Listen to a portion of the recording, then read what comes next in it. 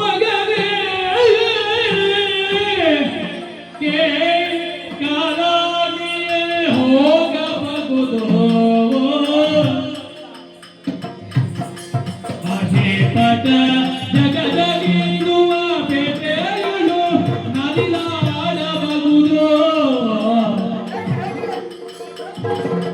ನಿಗೆದ ಮೃತ್ಯುವಿನ ಮಾಯಳು ಹೊಕ್ಕು ಬರಬಹುದು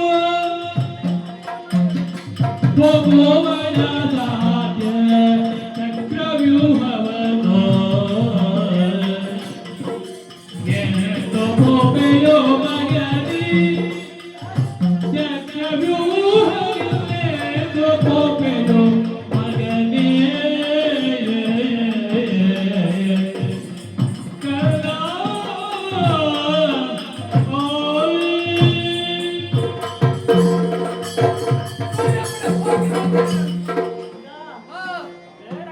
ಯಾಕೆ ಬೇಡ?